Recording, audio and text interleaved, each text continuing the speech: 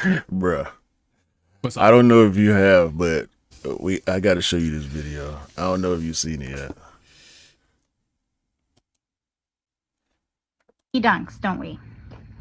But come on, I'm not paying $100 for a pair of black and white tennis shoes. So I went and grabbed the ones from Walmart. They look exactly the same. They just don't have a Nike sign. Or whatever those. I don't know if they say Nike. I don't even know. But look at this. Bruh, she tripping. Look at the logo. They're the And One brand. That's what they look like on the back. They're so stinking cute. $23.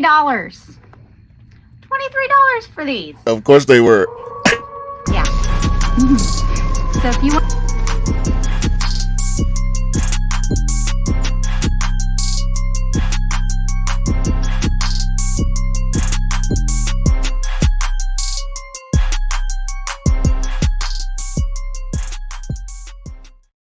Hey, welcome back to the Shoe Dog Podcast, episode 101. And today we're playing handball with some Walmart sneakers. This is the handball ones, bro. Handball ones. Guys, if you didn't see that, we're just, you know what, sometimes in the cost of living is really hard and it's really tough and you really want to get a sneaker that you like but you can't afford. I understand that. I do understand that. But sometimes you don't need to go to Walmart. Sometimes you need to go to the sale rack in your retailers and get the cheaper version or a sale sneaker, because at the end of the day, guys, at the end of the day, you don't need Walmart ones. Like I say, guys, you don't need those. Was it for Walmart? Yeah. Walmart handball one panda lows that don't have the swoosh, guys. Yo, this lady really want us to go buy and one Walmart dunks. Like these ain't the dunks. These the layups, right? these the Euro steps, right? Yo, these the ones that don't belong to court ones. Do you see what I'm saying? Yo, man, I don't know what's up with her, but more power to her, man. Yeah. She can have them. Hey, man, introduce the show, please, bro. Please. Hey, like I said, welcome back to Shoe Dog Podcast, episode 101. Oh, 102. I just lost myself there slightly because I'm just still laughing at nothing. 102 with me and the bro, 808 Kicks ATL, with basically go like, follow us. You got me off track today. Go for like, follow, subscribe, go and chat to us. Come and chat to us. Let's have a conversation. Let's break it down. Go and listen to us on the audio platforms. Go and listen to us on the YouTube platforms. Go and listen to us on the social platforms. Just come and listen to us. That's all I'm saying, because we are growing and we are excelling, and this is episode 102. What we here to do today, bro? What we here to do? Like every week we're here to do today, bro. Same thing we do every week. Try to take over the world. One Walmart sneaker at a time. One listener at a time. One listener at a time. Yo, I think we lost the one guy in South America. Why would you think? He ain't been listening. I saw fine. I went and checked on the demographics. It's largely US, largely UK. Surprisingly, we got a few people in Australia too. But yeah, South America done fell off, man. So no more shout outs to the one guy in South America. but we've doubled our audio viewership, audio listenership, which is great. So shout out to the Shoe Dog Army out there for keep representing, keep listening, keep actually rocking with us, because that's what we love to see. But yes, how was your week this week, bro? How was your epic week this week? Because I got a story to tell you. I have a story to tell you, but I want to hear your stories first. It was just freezing. Let me hold on. I still got the Walmart Euro steps on screen. It's excuse me. It's been in the 20s all week, and it got down to the teens earlier this week. It was in the teens overnight. It's like 25 degrees right now. Excuse me. So I have not had the most enjoyable of weeks at work, so I'm happy to be in the house podding right now.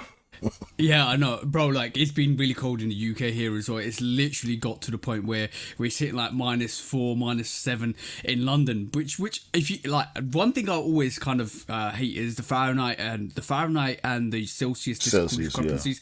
Yeah. Because when people say, oh yeah, 20 degrees, but they don't realize it's Fahrenheit. You got to take all of those percentages off to get to Celsius, and all of a sudden it kind of hits the same. Yeah, it's cold. It's cold. It's getting colder. Bro, I looked at the world weather map, and the whole northern hemisphere was blue and green, and the whole southern hemisphere was red and orange and yellow. I'm like, bro, I might need to move to South America to replace that one guy. the weather seems to be favoring the bottom half of the planet, and we up here on the north side of the planet looking crazy. I'm talking about, bro, it's record lows, bro, all over the world. It's ridiculous. Is it global warming, or is it just a phase in the weather? What's your story, bro? So my story, bro, yeah, basically I got on the train this week because I went to work for the first time in a couple of months because I had to go into work. And I was there. I got on the train naturally. You know how you as a sneaker guy, you check out people's sneakers. So I was standing on the train and I had the what the force, because obviously not the what the force, the winterized force, because it's cold. You want to wear some winterized force. You're gonna keep yourself warm especially when you're walking. Even though Jordan 4s are comfortable and kind of like really weatherproof anyway, because it keep you warm anyway. But got on the train, right? And as soon as I got on the train, somebody came on and they were wearing, I don't know what they was, bro. You could tell he was high-end fashion guy, right? And basically, he's wearing these like almost like Balenciaga kind of Triple S kind of vibes, but the outsole looked like a Yeezy, but you know how a Yeezy steps out, right? Yeah. Like foams out, like it steps out. Yo, this one steps out, then steps out again. It's almost like 50% of the sneakers stepped out from his actual back, and I'm like, what? What are those? Yo, that's what you call a proper step out sneaker, bro. Because like, if anybody's walking and they're not looking where you're going, you know what? One thing I would say about Yeezy and NMD is, even my missus says this, is when you're walking down the stairs, because your foot wants to naturally kind of hit the back of the stairs, right, or come and just be a little bit fraction back of the stairs, because you want to have that security when you're walking down, bro. Imagine every time she wears an NMD, her foam, the Yeezy Ultra Boost hits the back of the stairs, so she has to take a wider step. Now imagine walking in that sneaker with walking down the stairs. You're falling down, bro. Like, how are you gauging where you're gonna step? That's a mind complex. That's a maze for your mind to walk down the stairs, because you ain't, bro. You're falling down. You know, we've seen that before, right? Yeah, of course we have. Offset was was it? I think it was Amigos. It might have been. They might have still been together at the time. This was years ago. I remember them. I remember Offset in particular. All black, crazy looking, I guess, high fashion outfit, and these ridiculous looking boots that, I mean, I'd be embarrassed to walk on the moon in them boots. They were so spaced out, you know what I'm saying? Dog. Yeah. And he was recording a music video, and he stumbled and fell on some stairs that they was recording on, because he had them goofy boots on. Yeah. That's one thing I really don't like about the NMD and Yeezy range, is basically the way it just literally the wedge at the back of the sneaker, which steps out. Like, when you're walking, it's comfortable, it's super comfortable, right? But when it just steps out slightly, when you start scratching the back of it, or kind of trying to work out how you're gonna walk down these steps, especially when the step is narrow, you're like, you got problems. You got to walk it sideways. You got to walk down it sideways. Otherwise, your back of the sneakers hitting that, you're missing the step, and you're missing another step, and all of a sudden you're flat on your face, bro. That's the situation you got with some of these sneakers, guys. Brands, don't make the sneakers too wide, because we just want comfortable sneakers, but we don't want them like space age boots where you have to watch where you go, and anybody that steps on it, you're stepping on it. And I was surprised that guy actually wore that sneaker, if I'm honest. Really, No, really they surprised. want it. That's what they want. That's what they want. They buying it. That's what they Yeah, want. yeah. You But, can't say I also- we don't want it, sure, but they want it. Yeah. Also, one thing I also saw on socials today, right? Or not today, this week. There was a you know those guys that the interviews that you have on the streets and people go up to them and say, "Yo, what you're wearing? Oh, I'm wearing 20 grand Balenciaga, 20 grand this, Yeah, 20 yeah. grand that." I saw a really decent one actually. I saw one that was this guy. He was wearing a subtle flex. You could tell, but it was expensive. His Armani belts and all that stuff. What he actually had on was a jacket, right? And it had Pokemon plushies all clipped on. So he had like a almost like a Varsity Bomber jacket, and he had like these plushy dolls, right, clipped on, and he had like Pokemon plushies all the way through his jacket, and it probably cost like, he's talking about maybe 10 grand because of the plushies, but he put it all together. It was kind of a flex. I kind of thought that was a semi-dope flex for what he did, for the effort he put. He didn't just go and buy the actual jacket, he actually manufactured it to his style, and it had all the Pokemon plushies on it. It's probably heavy as well. You're not impressed. I have to show Not you. at all. I have to show you outside the podcast. Not at all. That sounds ridiculous. It sounds like doing way too much. It sounds like you're starving for attention, and you're just doing too much, bro. Bro. Sometimes way too you know, much. but high-end fashion is all about starving for attention. Bro, I went to my company party last night, Yeah. and I saw some styles. Some of my coworkers had some different things going on, and it was great. Yep. Shout out to Julian. I can't remember exactly where Julian is from. He's Latino though, Yep. and he was rocking a Bad Bunny sweat shirt, all white. Shout out to Julian. A lot of people had some nice styles going on, but my one coworker, Josh had this like only way I can describe it is kind of like a Erica Badu, Andre 3000, like just a neo old school. Like he had a turban on and everything. I saw, because I never seen him outside the job. But his style, what he had on last night, matched his personality so much. So I can understand how maybe the dude with the Pokemon jacket is, a wild and crazy guy. But Yeah. there is such a thing as taking it too far. You know what I'm saying? You know what? You mentioned two key points there. Two key points. You're talking about taking it too far, and you're talking about for attention. This is basically the start of what I'm going to actually introduce now, bro. Like, is this taking it too far? Like, we're talking about Mr. West removing all his teeth and being a new age James Bond villain. Because like teeth, bro. apparently, for allegedly the speculation is that he was removed all his teeth and he's put this basically 850k titanium dentures into his mouth. That's a grill, bro. He ain't that crazy. Oh, I would like to hope so. I would definitely like to hope so. He's not that crazy but we don't know with Kanye West, Tony. I don't want to talk about him. Shout out to Toby Nwigwe. He got a Reebok grill. I saw that as well. It's all about grills this week. Like, apparently, Toby Nwigwe grill was absolutely dope. I saw that after the podcast as well, which was like after the one-on-one podcast, which was dope. But yeah, it's been such a crazy week. And loads of things have been happening. Loads of things have been dropping. But bro. I came across one clip that I actually wanted to show you this week, right? And this clip was definitely something that shout out to Daniel. Every week now, we always shout out to Daniel because you know what? Mm-hmm. Daniel was probably one of the best guests that we had last year.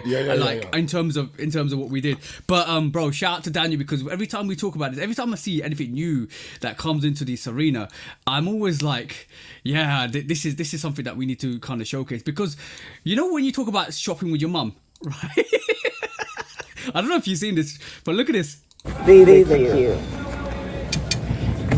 But How about these? every sneaker the mom picks up is a Team Jordan, bro. These, man. It's 13 right Put it now. back. Go with Put it back. little anklet, man. Thought I said it for a reason. These for Halloween or something. The way he's putting that back, he's shaking that back sneaker back onto his position. Yo, so you know, I love parents, I love mums, I love parents because basically they think they're doing something really special for you when they actually kind of like say, oh, why don't you get this? Why don't you get that? It's cheaper. But they don't understand the sense of the fashion and the fact that guys and like sneakerheads want sneakers that are reputable into the sneaker realm. Like I'm talking about OGs and stuff like that, Right. like retros, not Team Jordans.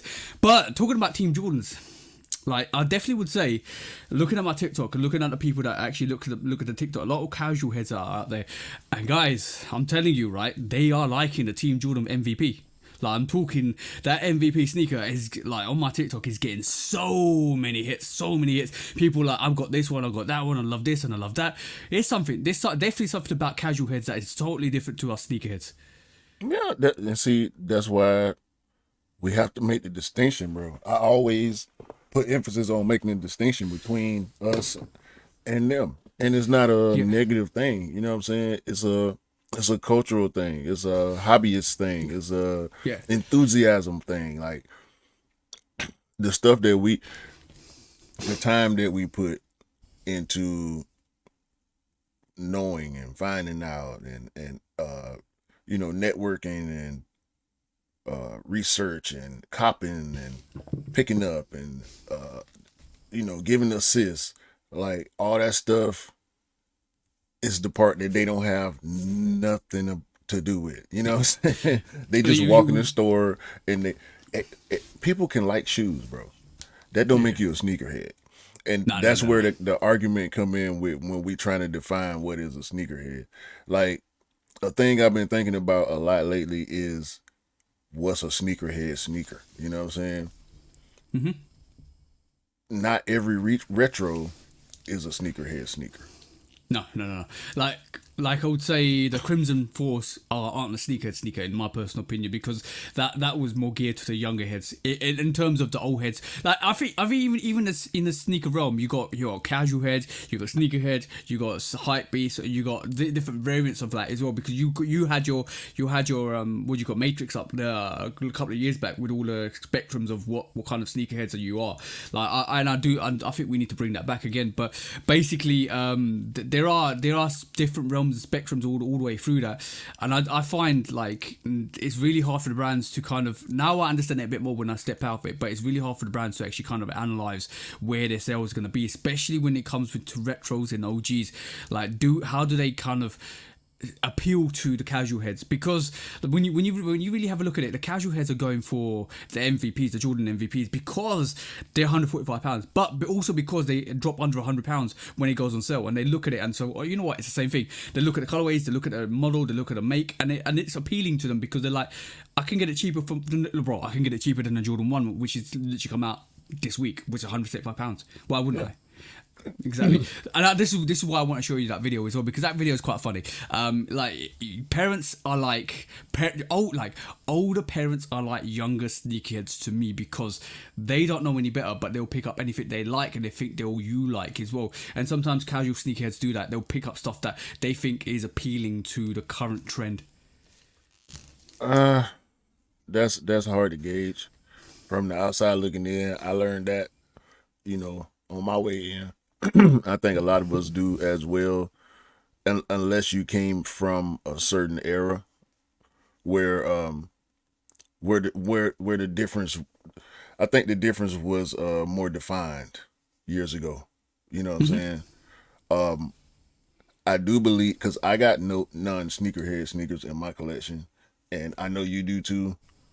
And there are some people that have 3-4 shoes, but they somehow got a Kobe Grinch.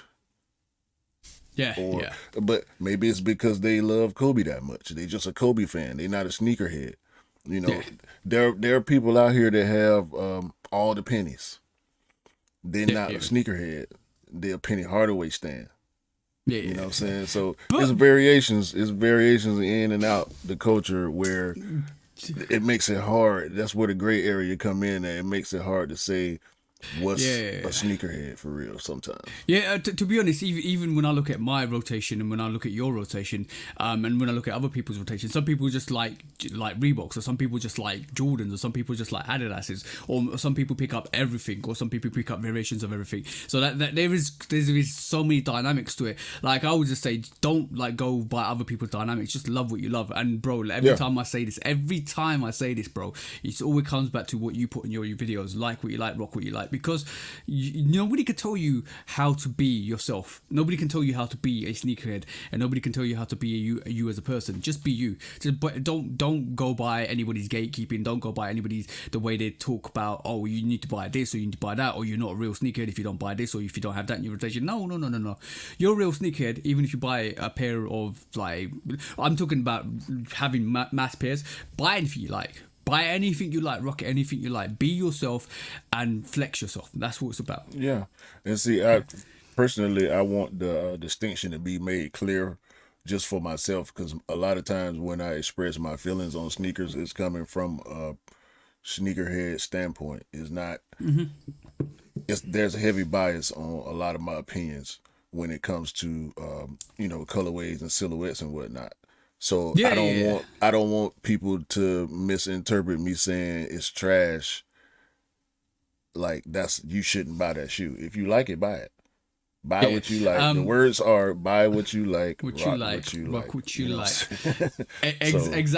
Exactly that. So, but the thing is, like from my experience, it's just like there's a lot of people like trying to gatekeep and all of that stuff. But I'm like, nah, just rock what you like, buy what you like. It's not all about.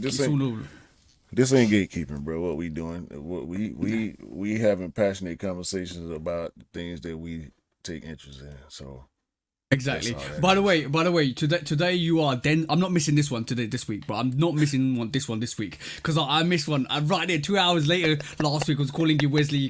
Was it Wesley Hypes? Wesley Hypes. Today you're Denzel Coppington, and today I'm Mr. Dramas. That means I'm taking every shot. I'm missing every fish in that barrel. See what I'm saying?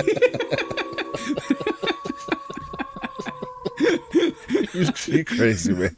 Okay. That's a great segue. We talk about shooting in a barrel, right? Yeah. First quick strike. Please press the button, sir. There you go, bro. Official. Make it official. First quick strike. Your guy, your favorite designer that you love so much. You always tell me off air how much you love Edison Chan and everything that he's doing with Adidas. That's what you said. I didn't I'm say holding everything. You to that. Bro. Don't throw claims that don't exist here, bro. I just said Edison Chan's Nikes were dope because obviously they were peel away. The design on that the clock was absolutely dope. I love the aesthetics on that. The Air Force One, the actual Jordan 1 mid that he did. There's a lot. The Edison Chan did a lot, and all the videos that he did for like the Air Force Ones when he burnt away the uppers to reveal the segment on the other panel and the lower panel was dope. I enjoyed it. I thought it was a good kind of take into his collaboration, but I'm not saying I haven't seen anything Edison Chan Adidas at all, bro. So I'm not claiming anything to that, bro. You told me you love this Clot shell toe.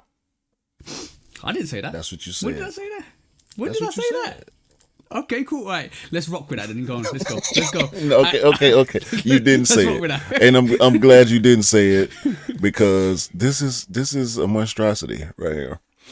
I don't know what Mr. Chan was thinking when he left Nike.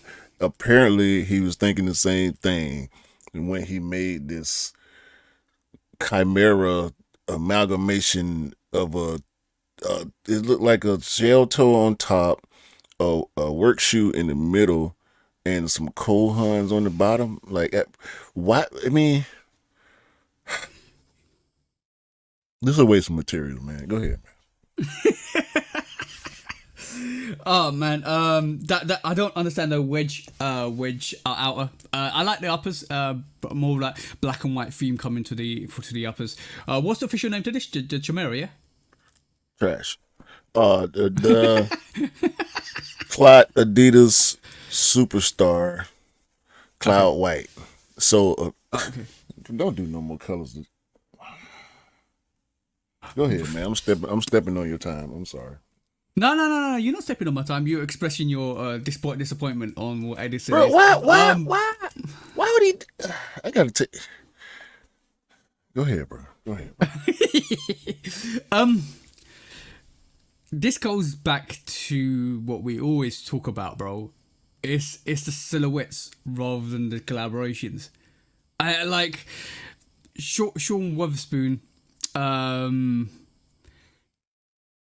arguably his best collaboration was the 97 Air Max 1, right? That's not arguable. That's a fact. No, okay, cool. That's okay, let's just say that's a fact, right? His best collaboration, right? Right, and then you like, bro, it got tassels. It got tassels on the front, bro. Oh my god. Right. You could hopefully you can remove them. But basically, I'm just saying, each to their own, bro. Like, is it because of creative freedom that they want to go there, or is it because of the silhouettes? I don't know. Like, I don't know why they want to leave Nike. I think maybe they want to explore other brands. I don't know. It's just, do you want it in your CV, in your repertoire, that you've actually got different brands and your name that you collab with? I don't know, bro. That's not the best iteration of a cloth I've seen. Let's just be honest. Let's just be truly honest. It definitely looks like Sheltos. It definitely looks like Sambas and Superstars and all of that stuff is what Nike's leaning to this year as well, with the Fear of God collaboration. It does definitely seem like that way. Adidas, you said Nike. I mean Adidas. Sorry, Adidas. Sorry. But to be honest, Nike's releasing some Cortezes as well, so they kind of paying attention to that. I know they have. brought Cortez back a couple of years ago, Union and all that. Yeah, I know. But Cortez, I saw a all green Cortez that reminded me of the Gotham Jordan airships as well, which was quite kind of dope. I think I said that to you. Didn't we get a green green Cortez last year or the year before? Maybe. No, it was white and green. Was it green and white? You talking about the suede one, right? Yeah, this one's pure green. This one's pure green with a suede on it. But We it got looks a like, gun bottom. Yep. Yeah, I know what you're talking about. Yeah. I think I sent it to you, but I do think people are starting to maneuver to shelters a bit more, and this is probably because of what Nike's put together with the Union, and I think the Union Cortez was a bit too early for its own good. So maybe if they released it this year or this coming year, it would have been done slightly better than it did, maybe potentially. But I don't see the correlation between shell toes and Cortez. Like, I get it from a era perspective. Head. Yeah, but from a casual head, if you're looking at Samba or a Campus, and you're looking at like a Cortez, shell toes. I don't know how you figure shell toes making a comeback, because I ain't seeing them. I used to see shell toes on a regular basis. It's been years since people was really, I think Boost kind of killed the shell toe. Really? Yeah. Okay. Maybe that's a good shot. I think Adidas drove people away from the shell toe with the new technology. Okay, because it's way more comfortable. It's way more comfortable in terms of the Ultra Boost. But like I look at the Kendrick Cortez, and that did well for what it was, but it didn't do well commercially in terms of the mainstream. In terms of sneakerheads, it did well, but in terms of the mainstream, it didn't do well. But it'll be interesting to see what happens with like the Cortez and the Sambas and all of that, the Superstars and stuff like that. I want to keep an eye on that, because it might be something that actually predominantly gets bigger and bigger during the year. But it will be good to see what happens with that whole sneaker realm. Yeah, man. But these a whole nother wave that I'm not riding with. You know what? Those Reebok Classics come with that wedge on the outsole. Reebok's Classics. You know the traction on the outsole on that clock. Yeah, I think they did do something like that too. Yeah. I remember Reebok doing something like that. But like, I think because Adidas owned Reebok for quite a while, they still take some of that tech away and use it. Possibly. Yeah. Okay, let's move on to the next quick strike, bro. I am so excited for this Union Field General. I need it. It's a turf shoe, so I'm not sure how it's going to wear, but I want to find out.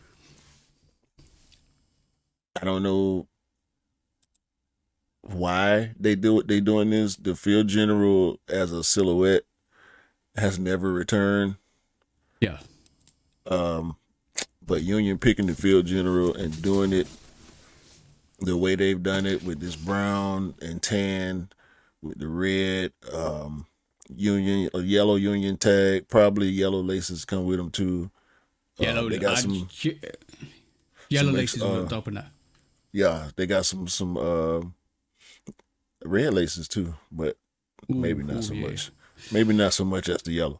But the zigzag exposed stitching and I mean the suede quality on these looking nice. The outsole is the only issue. How is it gonna wear? Is it gonna make noise when you're on hard surfaces? Yeah, is it will. Gonna be it will. stiff. You know what I'm saying? It looks very tactile. It looks like a sneaker that when if you step out, it's gonna be a sneaker that makes noise when you walk, especially it's on a hard football court surfaces. shoe. Yeah, of course it is. Because if you wear studs on hard ground, you're going to hear that click, click, click, click all the time. Yeah. So you're going to see the same. But it might have some compression because obviously it kind of does have, it's rubber rather than the cleats that we get. I saw Maybe this, they changed it. Hopefully they changed it. But I saw this the other day and I liked them. I liked them quite a bit, to be honest. I feel like it's a very good subtle silhouette. It reminds me of a bit of a trainerish vibe to it as well. Very like sportswear. It's good. I love it. Yeah, they pretty much trainerized the Field General. I mean, as you can see, the OG Field General, it maintains the same shape. I mean, it's classic Nike, paneling with the overlays. It's meshed out, obviously, because you're out there running around. You need ventilation. But Union they flipped it, bro. And I just love the way they flipped it. Yeah.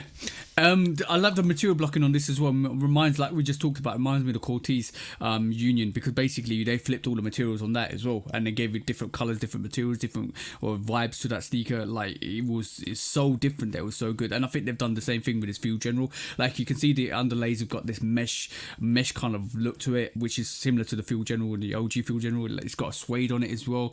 It looks totally different, but it looks very unique in the same breath. But it is dope. I want to see more of it in hand and judge it. This is another sneaker obviously not a lot of people gonna gravitate to anyway, because it's another sneaker that's taken out the vault and Unions and the collaboration with it. But it's good. It doesn't. To me, if a sneaker doesn't sell out, it doesn't mean it's not bad. It's not bad if it doesn't sell out. It's still a great like design. And look, a lot of people won't rotate to this, but for me personally, I love the designs and complexities of a sneaker when it comes to different materials, different vibes, different structures, different. And this is why I think that's a dope sneaker. Yeah. Trying to come to terms with the fact that I think it's gonna be hard to get, but really, yeah, I want to say it's gonna be hard to get because it's a first retro and a collab. You know what I'm saying? I don't think it's gonna be hard to get. I think collectors are gonna think about the fact that it's never retro. Yeah, and Union is doing it. I mean, that's how I feel about it. So I'm pretty much projecting my thoughts on everybody else. So I'm gonna act like it's gonna sell out when it's time to cop. Possibly, but depending on what's coming out around it.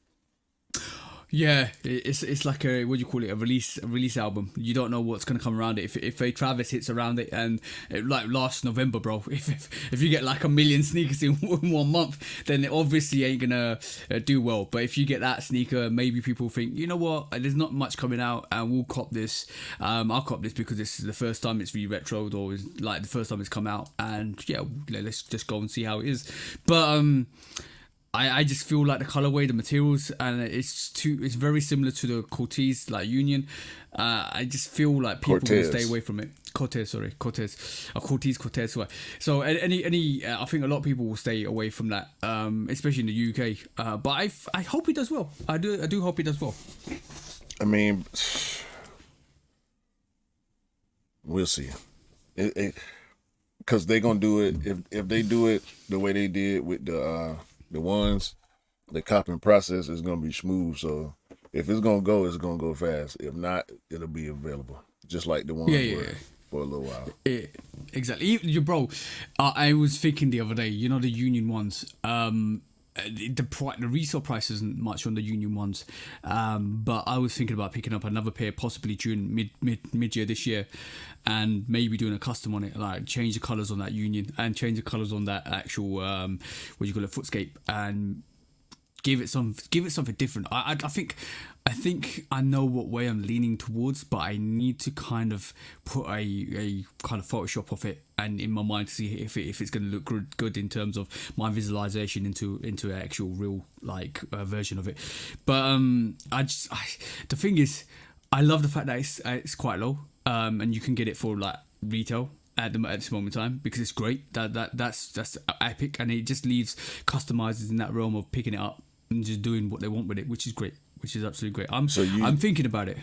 You thinking because the ones didn't do well, that's going to transfer over to the field general?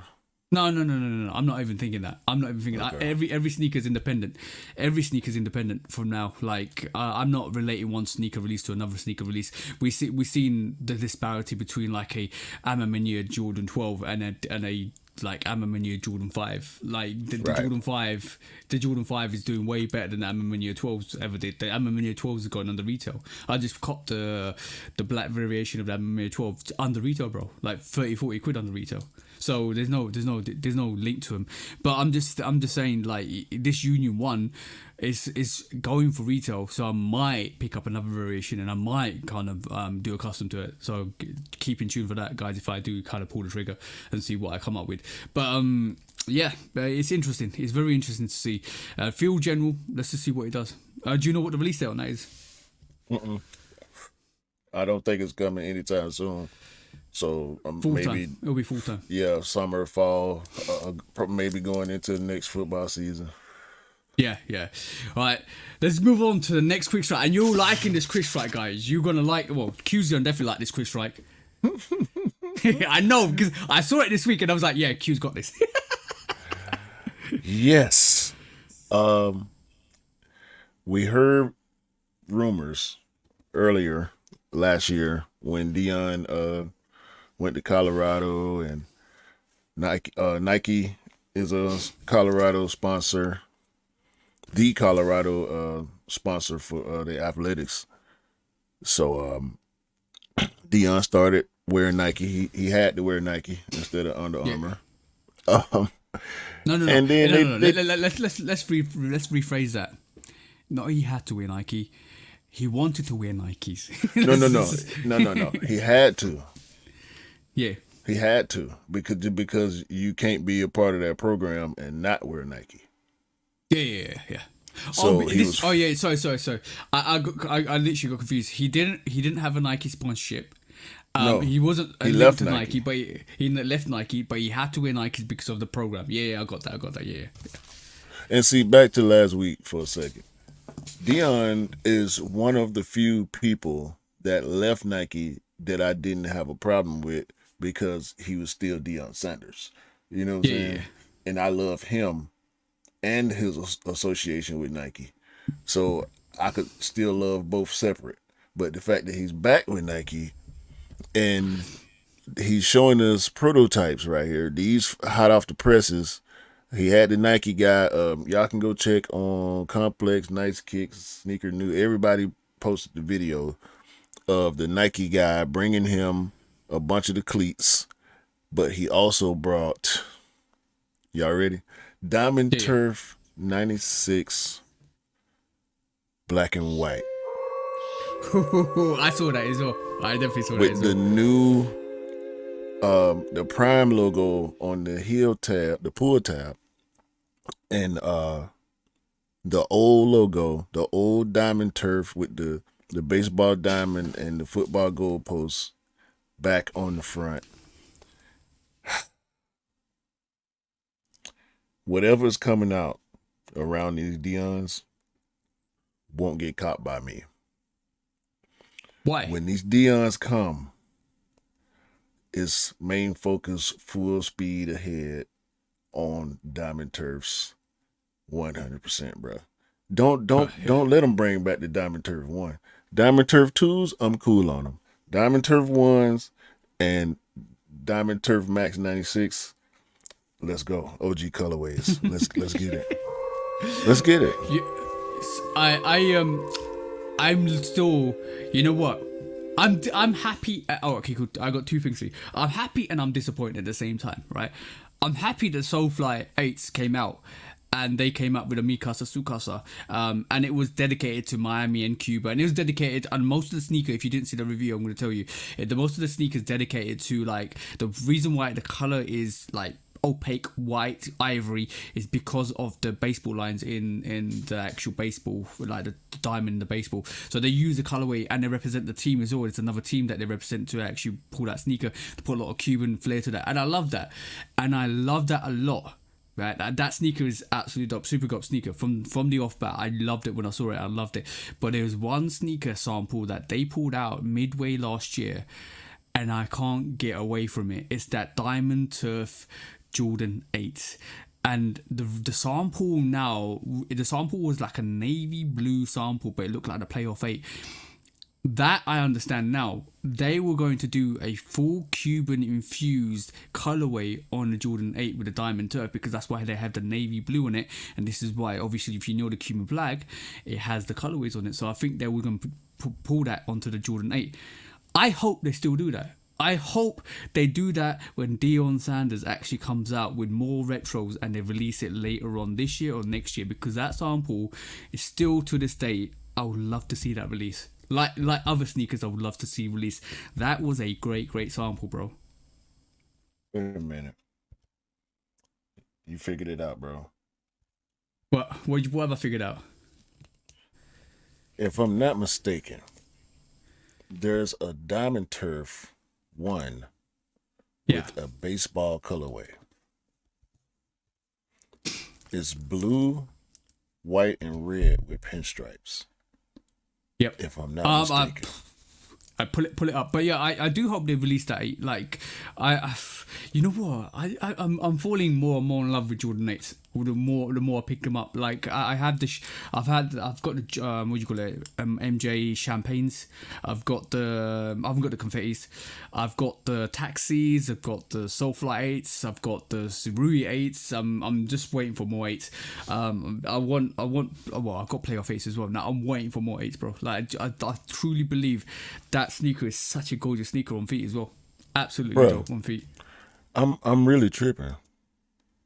See, this will let y'all know I be telling the truth. Like, if y'all done heard my story, at a certain point in my life, everything was about music. So I wasn't participating in the sneaker culture, and this totally went under the radar. This is the Diamond Turf Atlanta Braves. Yeah. How could I miss the Diamond Turf Atlanta Braves? And bro, see that sneaker? See, I saw this. Like I saw this. Yeah. I saw this. The first time I saw it, I didn't like it, but I didn't realize it was a Braves theme shoe. Now I like it just because it's Braves theme. You see how? You know what? Let me switch that opinion just a little bit. Now I want it because it's Braves theme. And if you see this mock-up, go and check out the, what do you call it, the Diamond Turf. Yeah, Diamond Turf 1, Atlanta Braves. Yeah, go and check that out, because if you look at that and if you look at the sample for the Soulfly 8s, it looks very similar. Even the cutout from the actual strap over it is exactly the same as the strap for the Jordan 8. That colorway goes really well with the theme. I hope they release that. I do hope they release that. There's some samples there are definitely some samples that you would love to see released. Like we keep talking about the DJ Khaled Jordan 5s that ain't released, bro. Some of those colorways are so dope. I hope they release those. I hope they release the Jordan 8s, Soulflies, Diamond Turfs as well, because like when I read the mock-ups and when I read a synopsis on that Jordan 8, and when I do a review, I always go and read up or stuff about it just in case I miss something. But when I read that and when I see the transition between the Soulfly Jordan 8 and the actual Diamond Turf Jordan 8 that was supposed to come out, I can see the reason why they changed the colorway, and I can see the reason why they actually switched it up.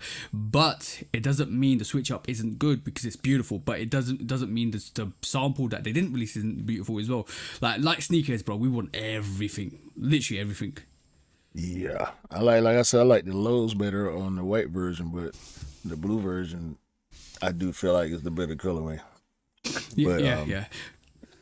It's just too much white. I could take that much white on a low. You know what you say. Have you seen the Soulfly 8s in hand? No. Alright, cool. It's not white. When you get it in hand, it's totally different. It's like on camera it looks all white, but the suede around the toe is like this ivory white, right? Or this like almost like this grey ivory white. But the paneling that goes into the actual overlay to the uppers at the back end is like this almost sailed out yellow, and you can't see it in camera, but you can see it in real life. You can actually see the color differences, and the mesh on the lateral side is the same color as the uppers, and the canvas on the inner side is more of that ivory color from the toe. It looks totally different in hand, so it's not white. In the camera it looks totally white because it's quite hard to kind of detail that, but when you actually have a look at it in hand, it's totally different. It's such a beautiful sneaker. It's totally different. Yeah, had they not did the bullshit on the release, I would have saw my hand, but anyway. I know, bro. All right, next quick strike, bro. Oh man, sometimes it is what it is. It is, ain't it? Yeah. Yo. Let's talk about Ma Maniere. Deja vu. See, this is why we always tell y'all, don't put too much faith in these mock-ups, especially when we're talking about collabs. If, bruh, James Whitner is gonna always get caught wearing the next release. Every time. Yeah. Every time we see it, it's on his foot first. Yeah. Not the mock-ups, not the fakes. The actual product that we're more than likely going to receive will be seen first on his foot. I don't know what color these are. These are like a... They look sail, right? They pinkish though. Yeah, they're like it's what a lot of people were... I'm going to be honest, a lot of people were at James Whitner for this because they thought there was this violet ores bleached out. They literally were putting bleached out cans next to this violet ore and say it looks bleached out. I think it looks suede uppers. It looks like a suede upper, right? From afar. I don't know if you can zoom into that picture, but the Ma Maniere Jordan 4 looks like it's a bit of a suede upper on it, and it looks like it's more of a bleached violet ore than it is the actual colorway that we saw. Like, remember the mock-up that we saw before the Jordan 4 Ma Maniere release, that they thought it was going to be this cell without variation. They thought it's going to be like the Ma Maniere Jordan 3 on the Ma Maniere Jordan 4. That's the closest we got to this. It does from what I'm seeing, I'm speculating here, mass speculation, looks like suede upper, looks like brown midsole, in terms of the detailing on the midsole. It looks like it's got sailed midsole, predominantly sailed midsole. Outsole looks like it's brown and sail.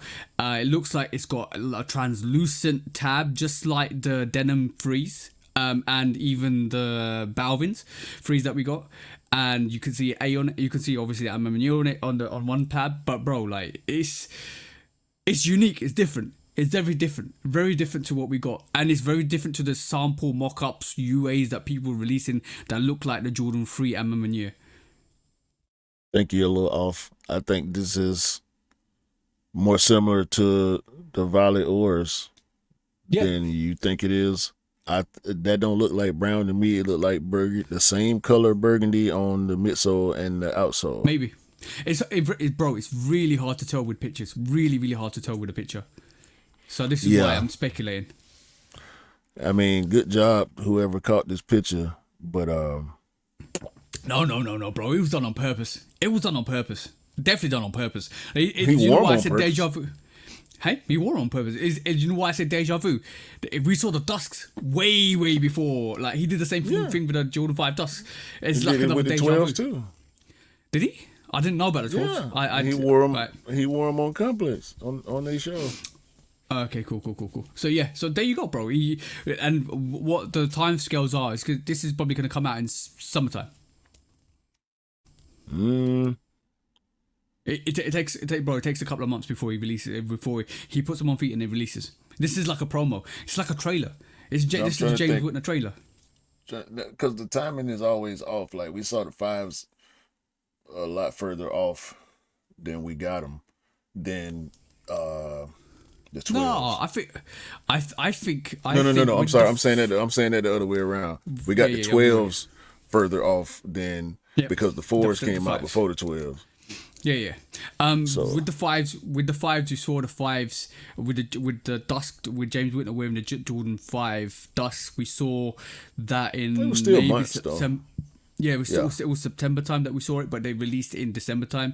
So you talk about a couple of months. Before that. No, I think it was August, September time, late August, early September time, if I remember rightly. We ain't got to argue semantics on this. As far as what they looking like from a distance, I'm kind of on board right now. I do want to see more detailed pictures, better pictures, but I'm about 50-60% on board with these. I'm reserving my judgment. You know why? Because I'm going to reserve my judgment till I see better pictures. We same thing happened with the dust beer. When people saw the dust beer, people were like, "Nah, it's not that great. It's just black, blah blah blah blah blah blah." And all of a sudden, when we saw more pictures of them, and people were like, wrong. "Oh yeah, I want them." Yeah, and what happened? A lot that sneaker went to a lot of people's sneaker of the year. So I'm gonna reserve judgment, bro. Like every mock up now, I'm gonna reserve judgment, like 100%. Like I wore my dust yesterday, my sneaker of the year yesterday. Yeah, exactly, bro. There was a mock up that came up from I think Z Sneakerhead, right? And a lot of people started bashing it, and I was like, it was a Jordan 5 as well. A lot of people started bashing it, and I was like, this is just a mock up. Just wait for the real. Have a look at the real thing. You're bashing a sneaker that don't even exist. You didn't get in the comments, did you? No. I finna say, boy, don't waste your time with them crazies. No. I look at it. I don't know. Me. So I look, read, and laugh, and move on. And I was like, it's not even worth. It's not even worth. You know what? My mom says. My mom says the best thing, right? And she goes, never take somebody's insults to heart, right? And never address a situation, because when people bark at something, you don't listen. They just bark it at themselves. So when I read comments and when I read stuff like that, I don't respond. Even negative comments, I don't respond, because I don't care. I know what I'm doing. I know the situation. I read, laugh, and move on. And in that way, they're just talking to themselves. If you're swearing at me and I'm not listening to it, you're just rebounding and hitting yourself. You're just talking to yourself. You're talking nonsense to yourself. So in those situations, my mum's best saying I ever heard, right, is like, don't ignore people like that. Just whatever they shout goes back on them. Don't worry. So that's why I don't respond to stuff like that ever. Meanwhile, we ain't need no mock up of these.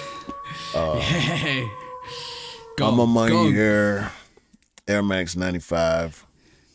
I kept saying I'm on my year, and then I would correct myself and say social status because normally social status does the Nike collabs, and Yeah. I'm on my year does the Jordan collabs, but they done switched it up. Um, whew, I want to see the whole shoe. Unfortunately, this model is wearing sweats covering up the top of the shoe, and he's clearly modeling the shoe, which is, I'm gonna say how I feel it. It's stupid. It's stupid. Don't model a shoe that nobody has ever seen before with your pants covering up the top of the shoe. It's counterproductive, bro. But it looks real. We gonna see more pictures soon, hopefully. I want these. I'm not a super fan of the material switch up with the stitching instead of the layers on the ribs, because the best two features of the Air Max 95 are the ribs and the air bubbles. So they changed the ribs. People have done it before, but not like this. They went for like a premium look, premium vibe with the way they switched up the ribs with the stitching. I'm on my year on the toe.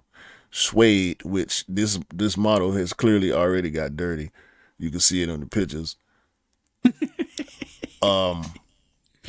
If I get these, which I'm gonna try for them. I was about to say probably. I'm trying to get these. Yeah. And I might have to go with the protection spray on these. I don't normally do protection spray, but a suede toe box on the Air Max 95, a white or gray sail or whatever color this is. Nah, bruh. You got to protect that. Yeah. How you feel about proper it? clean. You know what? Ma Maniere loves its very earthy fall colorways. You see that? Like they've done it with a lot of their sneakers, and I love that. I do love that. This is a clean colorway, bro. Clean colorway. You know what? I'm on my year is like the Stone Island of the U.S. Yeah, oh, okay. That's a good take. That's a very good take. I agree with that. But yeah, I like them. I think they're super dope sneaker. A lot of Air Max guys are gonna love that sneaker. I would love to see this in hand. I would love to see you rock them as well. But yeah, dope release. And just when we thought, like, bro, there's rumors of an Ma Maniere Jordan 3 coming out as well this year. Yeah, we're gonna see it. Yes, we're gonna see it. We definitely gonna If see the it. rumor is true, we're gonna see it. We just gotta wait on it, dog. Like we're good at this. We have become. Do you notice how well we have become at playing the waiting game with the information that we get? I can remember early in the pod, bro. We used to be so excited and so gassed up. We were reckless, bro. we were shouting out shots every time. Like, yo, that's coming out. We were reckless, bro. Yo, we were speculating on mock-ups, and we were getting annoyed at mock-ups, bro, as well. That's why we ended up switching it up, because we were doing too much of that, and we fixed ourselves. You know what I'm saying? I don't even think we really had too much conversation about it neither behind the scenes. No. But no. I think it was a natural thing, because we kind of got fed up of seeing all of the foolishness, sneaker foolishness that we were seeing. So we was like, you know what? Like, let's just be patient. And you know what? You know how.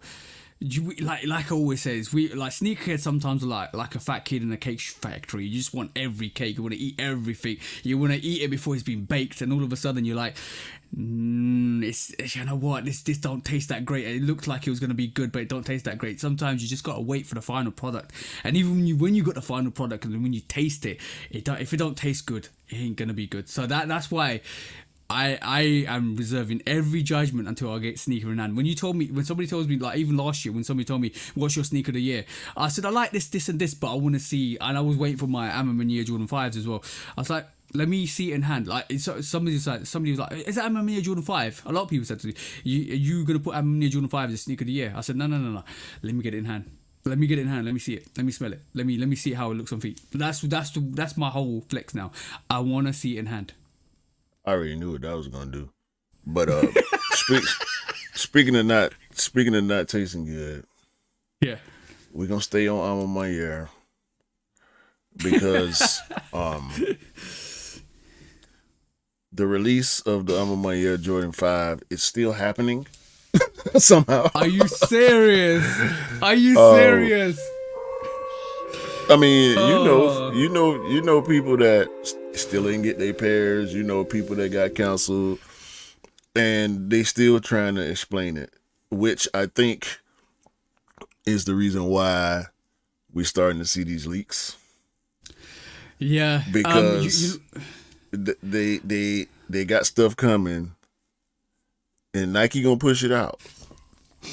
But and y'all know I love Ma Maniere. They my favorite collaborator.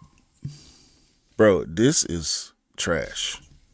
This customer service action update they posted where they trying to explain the terrible release that was the Ma Maniere Jordan 5 for a lot of people. I mean, shout out to everybody that was able to cop and finally got pairs, and some people still waiting on pairs. A lot of people mad, having to pay resale, having to take a different route. Some people got multiple pairs, and they out here looking stupid because the resale tanked. Because I feel like the community kind of rebelled against Ma Maniere a little bit.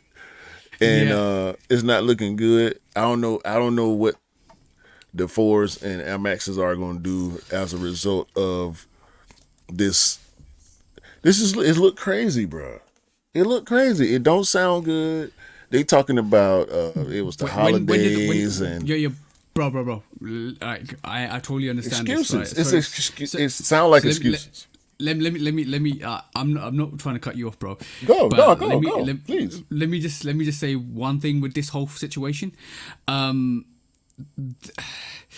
I don't think a lot of people rebelled against Ma Maniere because when the releases happened, it was after the releases that we saw the situation with James Whitner, or just after the dust, because a lot of people, so 2 weeks after the dust released, then we heard the situation with what was happening with Ma Maniere, social status, with the situation with social status and James Whitner.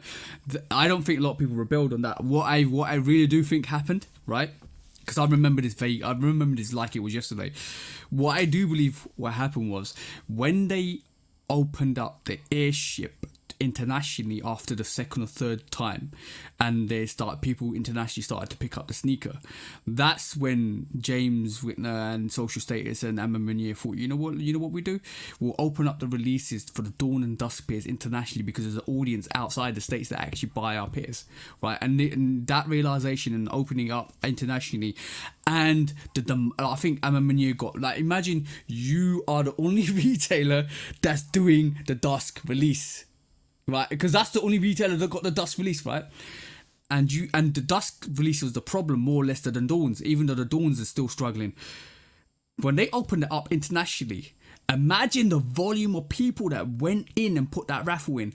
Imagine the volume they had to sort out. Imagine the volume they had to get out internationally.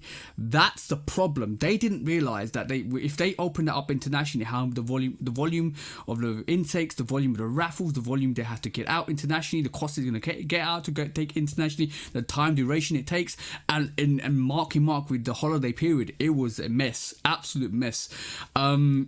Will they do releases going forward internationally? It's only a matter of time. Let's wait and see when these 4s and these 95s come out. It's going to be interesting to see how they maneuver. Maybe they'll rectify that and just do it like US releases because they know it's an issue.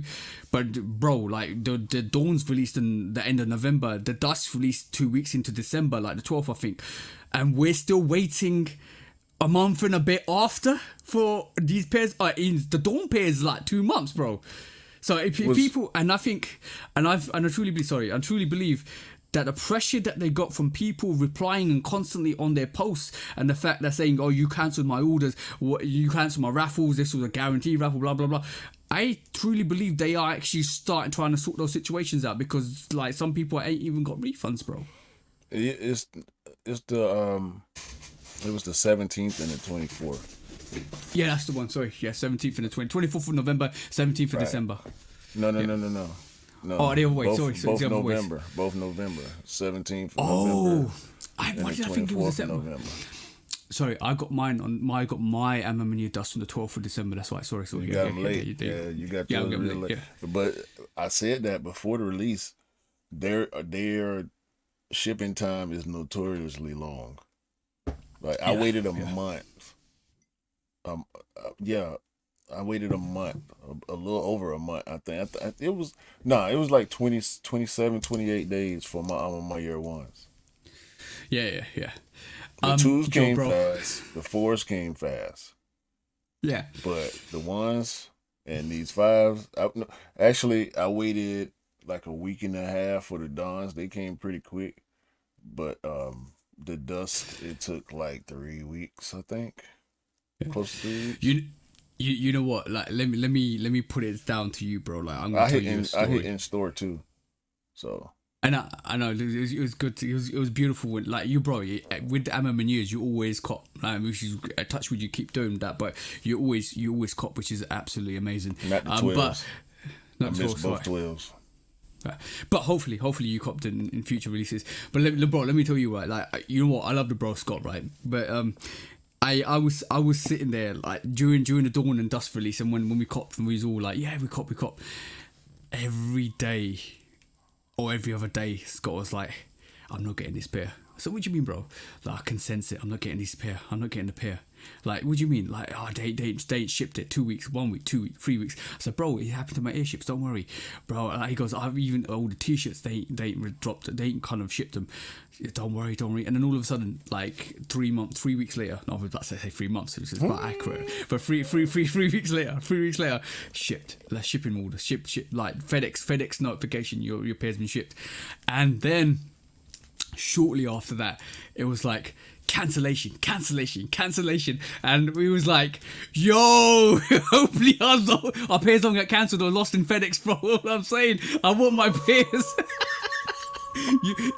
You know what? You know how you're watching a football match or a NBA match and you're at the edge of your seat. That was that situation when that's the release. We was all at the edge of our seat. Are we gonna score? Are we gonna get them? Are they gonna get delivered? Are we gonna get them in hand? That was the situation, bro. It was like a end-to-end battle to get these Dawn pairs, bro, and these Dust pairs. Yo. Guys, if you haven't got your Dawn or Dust pairs at the moment, I feel sorry for you guys, but hopefully it doesn't tar the release even if you get the pairs in hand about a couple of months later because you still got the pairs. Bro, let's not talk because sometimes people get rid of sneakers because of bad situations, and I hope you guys don't get rid of these pairs. Oh, bro, I think they're losing their grip a little bit. They losing their grip. Nike obviously still rocking with them, but we're gonna see, man. Yeah, I do hope that I do hope they get that in order if they're gonna do it globally. I can see them not doing a global release this year. They gotta drop the 95s over there. They have to. No, they'll drop the 95s over here. But I don't think they shouldn't. They shouldn't drop the 95s over there. What are you talking about, bro?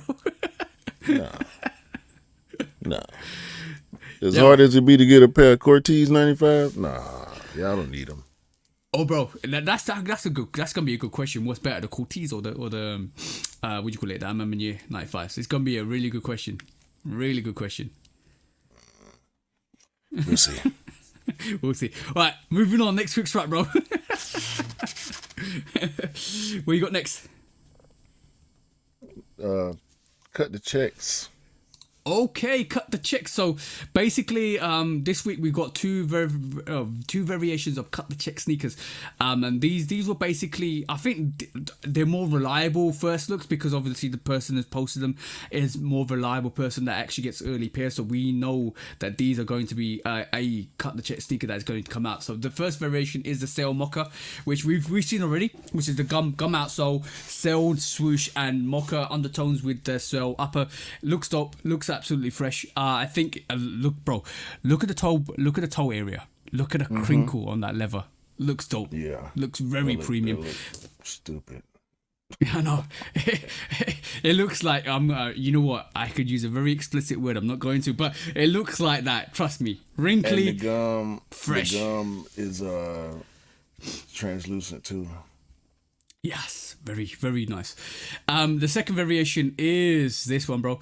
It is this they call the University Red Mocha because basically the red swoosh is different to the cell swoosh, and the outsole is cell rather than gum. Both of these variations are dope, but both of the levers on these look absolutely dope. Like I'm talking wrinkled to perfection, bro. Very, very wrinkled. I like the mocha better than this university. Is it because of the gum outsole? Yeah. Yeah, but I Yeah, don't know. I feel you in there. I might wait. I'm gonna try for the mochas. I'm gonna You try try for the mochas. I'm gonna say one thing, right? Like there's a caveat to this which is quite funny, right? And if you didn't know this already, you need to know this. That jack on the outsole, apparently, what somebody said or what was told on the caveat on the post was, or by Nike and by Travis Scott, is that jack will disappear after a few wears because it's just printed. And which is a bit disappointing, but it is what it is They because could have obviously when you molded walk, that, man. I know. That my instant thought was you could have molded that all the way through to the actual uppers, like basically have that molded all the way through, so when you wear it, it's still got that jack. But it is what it is. Bro, think about the Jordan 10. Yeah, Think about it. I know. They got all his accolades up until that point etched into the bottom of the shoe, bro. If y'all can do that, y'all could have put that man's name on the bottom of that shoe where it would stay. Yep. Like y'all know how to do multiple colors of rubber on the bottom of a shoe. That's lazy, bro. And this Travis Scott first signature sneaker, bro. Y'all can't be lazy with. Oh my god, bro. That's bad. It is That's what bad. it is, bro. It is what it is. It is. But, It is what it is. But that's bad. I can see a lot of people wearing what you call those shoe protectors, that outsole shoe protectors that actually make sure they walk on it and they actually kind of keep that jack. I think the best bit of the outsole, even though the outsole looks a bit, the traction on it is really weird. It's more like a rock face mud traction, which is a bit weird. But it is a flex. It's more of a flex sneaker. Don't wear it in the cold. Don't wear it in the snow because you are gonna fall over. But the jack is the best bit about the outsole as well. I think it's dope, very dope. He probably want people to skate it. You reckon? Yeah, look like a skate shoe. Yeah, it's dope. It's dope. Like I this is the first two variations. I heard there's gonna be another two. I'm waiting to see what the other twos are. We've seen 5, 6, 7 mock-ups. I do think there's gonna be a yellow variation coming out just to go with that Jordan 1 low we're gonna get as well. I do believe there's gonna be a yellow variation. It's gonna be interesting to see. But yeah, do you like them, bro? What's your thoughts? I like the mochas. I do want to see them on feet. They look a little weird, laced up tight like that. Yeah, But that's Travis, one thing they always look good on Travis. So yeah, that's why one thing I don't understand with the actual brands when they actually lace them up real tight and leave them in the box. It's just loosen the laces. Don't put the laces on. Do what you do with the Jordan 1. Don't lace them. that's a good idea. Yeah, because like people relace their sneakers anyway, so you don't need to lace your sneakers unless it's a 7. People gonna be throwing pink and red laces in these as soon as they get. Yo, bro, as long as it's not a Jordan 6 or a 7, which is or even an 8, which is so hard to lace up. Yeah, you're fine. Yeah, you're fine. Don't lace.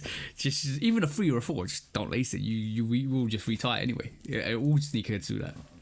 Yeah, that's one thing. majority. That's one thing they can do to cut some costs too. There's less hours. Have people lace up shoes. Yeah, cut the check. Watch out for that. I think that's gonna hopefully. If we're gonna, I do believe spring summer is gonna be the first variation, and fall time is when we see the different variation. So it's gonna be interesting. Obviously, we don't know what's gonna happen with we know there's 2 Jordan 1 lows coming. The yellow variation or the canary yellows is probably gonna come in spring summertime. And these 2 variations are probably going to come spring, summertime. Then we're going to see the rest leak out in fall time. I think they're going to separate their 2 releases. It'll be interesting to see what they do with that. But yeah, cut the check sneaker, bro. Let's see what happens. What's your estimates on that in terms of what do you really think is going to happen to that sneaker when it actually drops? Is it going to do an Air Max 1? Is it going to do a Trainer 1? Is it going to do a Jordan 1? what's your the spectrum? Because obviously we see when we see the release spectrum, Jordan trainer ones is low because it didn't do well. Air Max ones did reasonably well, and then you got the Jordan ones which absolutely escalated and it goes sky high through the roof. So where'd you sit that? Probably somewhere closer to the Air Max 1. Oh yeah. I can see that. So I don't think if it doesn't do as well as the Air Max 1, it won't do as bad as the Trainer 1. I don't think. Yeah, the Trainer 1, even though I love it, the Trainer 1 is very specialized in terms of you have to really love Trainer 1s to get that Travis Trainer 1. Yeah. Yeah. It's not a hype shoe. No, bro, you said this on offline, off the podcast, and sorry to bring this up, but you said that and you said it at the start of this podcast, there's some sneakers that aren't really sneakerhead sneakers, and like they're specialized sneakers, and Trainer 1s, would put that, like you said, off this, I would put that in there. Let's see what happens. His first signature sneaker, so let's see what happens with that. Shout out to Travis for that as well. But yeah, we're gonna get into some nitty gritty now. Yo, bro. Our idols have dropped in our speculation at the moment, bro. Our idols have dropped from my top of that stool that we put on the pedestal. Did you ever suspect that PJ,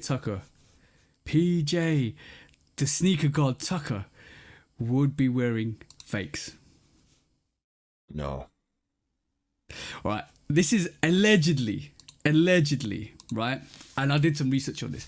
This is allegedly PJ Tucker was wearing a pair of customized, they're not released, they're custom Kobe Off-Whites. And the person who actually originally did the custom is called Mamba Customs, right? And he saw PJ Tucker wear these. And he said, yo, PJ, get the real stuff from me directly next time. Right, bro? Imagine that he just said, I made a design. Chinese factory stole and produced reps of these without me knowing. And somebody sold PJ Tucker my customs that weren't directly from me. So, in reality, what he's claiming and allegedly is that PJ Tucker wore a fake pair of Chinese factory customs that he originally designed, and somebody sold him that, and they're fake. That's the allegations that's been thrown to PJ Tucker this week, bro. Imagine that being caught, and the original designer coming out and saying that to you, bro. So what's your thoughts on that, bro? Hold on, let me see what. Scroll down to Mamba Concepts comment on the post. Okay. First off, I'm happy PJ Tucker rocked my design. No. You ain't got to read it. I'm trying to read it. Yeah. That's a bold accusation. Yep. I don't respect that accusation. First of all, I understand him being pissed off if he feels like the shoe. First, it's not a rep. It's a custom. Yep. You ain't the only customizer in the world. What he's saying? So what he's saying? No. At this moment. You said what he's saying. I'm saying what I'm saying. He's accusing PJ Tucker of wearing a rep that was made in a UA factory in China. Yeah. How does he know that? This is PJ Tucker. No. This PJ Tucker we talking about. PJ Tucker is an NBA player known as the king of sneakers of the NBA. He been doing this his whole career. Because he's wearing a custom of a shoe that you did first, don't mean it's a rep. It's a UA. Right. So let me just read this comments. Let me kind of for the audio audience. Why? No. We give him comments. it's going into that same argument because I think Mamba Customs actually did the research. He goes, first off, I'm happy PJ Tucker rocked my design because he's claiming that it's his design that he manufactured. So just bear with me. I was clarifying for people that were thinking that I made them, when the truth is it's not me that made them. It's a factory replica from China based off my pair I created last year. So many people are mad thinking I'm trying to take credit for the design of the Kobe silhouette or even the off-white branding. I'm not that. He said basically it's not that stupid. I'm not brazen. Blah blah blah. But basically some people responded back to that and said people just jealous. They're always trying to spread hate. Blah blah blah. That's what he said. Some people are saying, and basically he said somebody actually did say, like you said, Q, highly doubt it was a factory made sneaker. I'm pretty sure it was designed and copied by somebody else, which probably is what the most likely situation is. But basically what he's claiming, just to end it, there's something simple called research. He basically said he's found it on Google, he knows exactly what factory made it, exactly who sold it, blah blah blah blah. That's what he's claiming, and it's a bold claim. Definitely a bold claim, bro. Definitely a bold claim. But he's out with it. He's sent it to what do you call it, the social atmosphere, and he's left it there. He's saying somebody stole his design and gave PJ Tucker a fake pair of his designs. That's what he's claiming. I don't know why you felt the need to read somebody else saying exactly what I just said. I'm just saying, but bro, I'm just, adding to your conversation. You don't have to. I don't need that. These are my thoughts. I don't care about how nobody else feel about this. This is cap. I think it's cap. Are you agreeing with him? Do you think it's a rep? No, there's too much unknowns to actually say it's a rep or nothing. PJ Tucker ain't dumb to actually go and buy a pair of sneakers that he doesn't know where they came from. So what if he did? Yeah. Has he responded? No, not at the moment. He's too big to respond to that. He's too big to respond to that. I just Googled Kobe Off-White. You want to see what the results are? Go on, bro. It's a bunch of videos and a bunch of websites that's got custom Kobe Off-Whites. $135. You can get that same shoe. Sure. That don't mean that's where PJ Tucker got it from. This PJ Tucker we talking about. Come on, bro. Mm-hmm. Come on, bro. I'm not finna question PJ Tucker's sneaker credibility because he got a custom that the original maker is questioning because he butthurt because PJ Tucker didn't get it from him. And he missed the opportunity to probably overcharge PJ Tucker for a custom that he would charge less of anybody else because PJ Tucker is an NBA player. Come on, dog.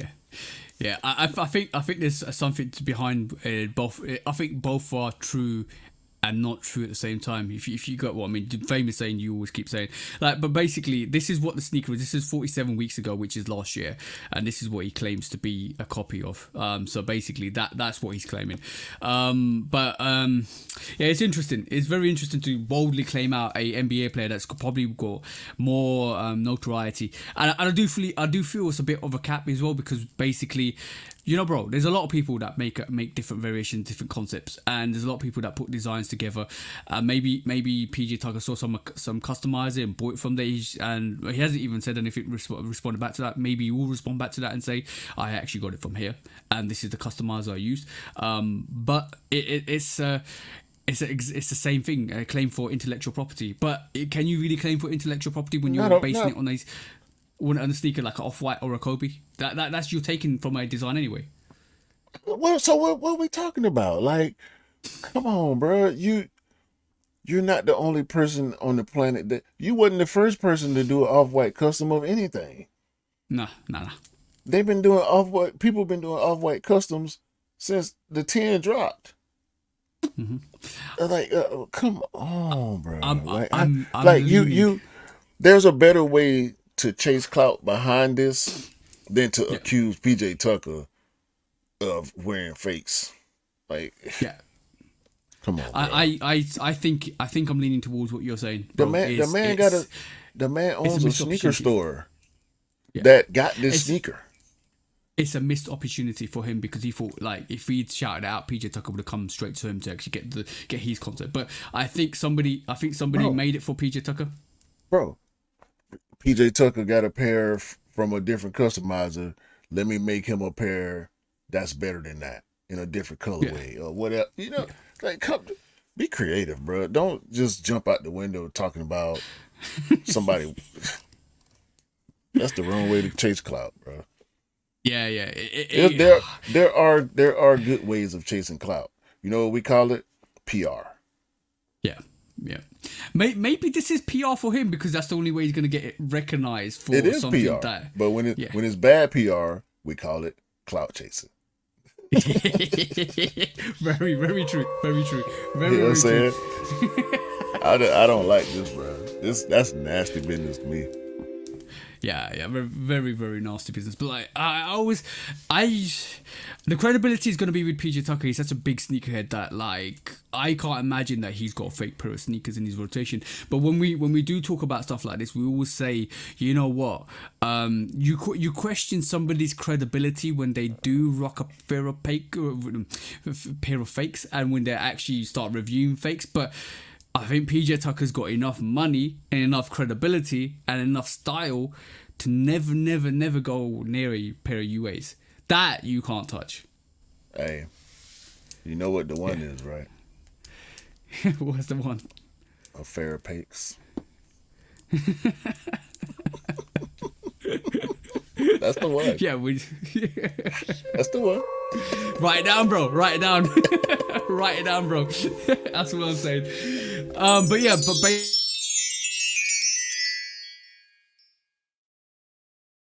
right, you sprung that on me randomly, bro. Hold on for a second. Just Just give me a quick second. Give me a quick second, please. Right.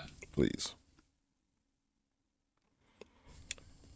Learn how to clout chase properly.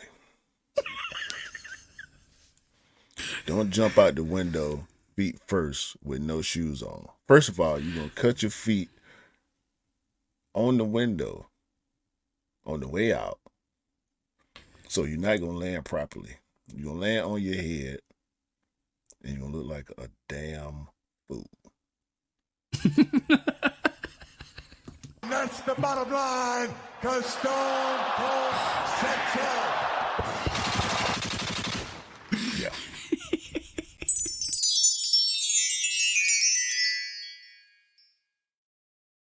I always love you.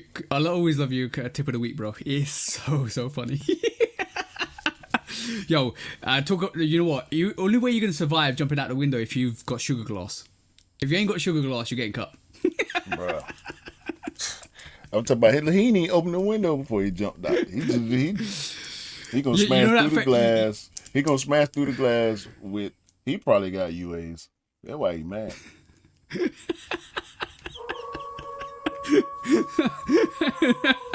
He trying to smash through. He trying to jump through the window feet first with some fake Kobe's on. Glass went straight through the bottom of that artificial rubber, and he landed on. He managed to land on his feet, which just drove the glass further into his foot, and then he keeled over and busted his head. And now he on the ground trying to hold his head and his feet at the same time. Yeah. I can. You know what? I truly believe, right?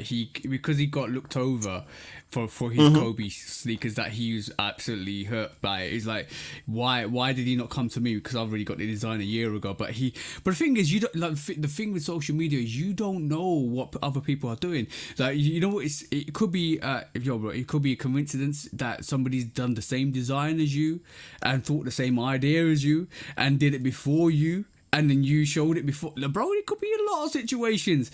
And to be honest, to come out on social media and out PJ Tucker, that's brave. That's brave, bro. At the end of the day, him and him feelings. him and his little feelings. That could be the one for this week, bro. him hurt his widow feelings. Oh, gotta deal with that, man. PJ Tucker. Oh man, find something else to do. All right, cool. All right, let's go on to the next quick strike, bro. You had something else as well, didn't you? No, it was oh, clout. Clout is a hell of a drug. Yeah, I Uh, know. why is Shaq trying to court Devin Booker away from Nike to join Reebok? Is the Because he's question. building an empire, bro. Because he's building his empire building. It's a common phrase in business. Empire building is when you start recruiting all the best athletes, all the best talent, and actually start building an empire to actually take over. And Shaq's there, bro. We talked about it last week. Shaq's gonna do what Shaq does best. He's going to get the best he's just signed Toby, right? Now he's looking for athletes, bro. Trust me, bro. We said it last year. Give it 2 to 3 years, Reebok will be a different beast, bro. Reebok's a different beast in a couple of years. This ain't gonna work, bro. Yo, this is not gonna work. This is not gonna work. This is just off the back of something that happened last week. Yeah, Shaq. I was about to say is one of the biggest trolls. Just so happens he's one of the biggest people in the public eye, but he's also one of the biggest trolls in the public eye. He does Shaqtin' a Fool, which is basically a video trolling segment of NBA players. You know what I'm saying? Like, he know this ain't gonna work. But why not, right? Throw it out there. What if it do? We don't know. But we know why he felt like saying this. And that's the problem. That's the problem. You know what? Let's do what we came to do. No. I got one Go more ahead. article. One more Go ahead. article. Right. So we're gonna carry this on, but there's one little thing I wanted to mention, like before we go into what we do best. Right. Right. So let me just take this to another. Well, it's all quick strikes this week, but let me take this to another quick strike. Right. Because yo, bro. There was this great thing. There was a grime artist this week that went to because we're having Paris Fashion Week next week, right? There's some fashion weeks leading up to that, and like little fashion designers are putting out stuff. Like Tion Waynes is basically a grime artist, and he was laughing at some of the stuff that was coming out. I sent you a couple of things that you were like, "What the hell, bro? What the hell?" But basically, he went to a show.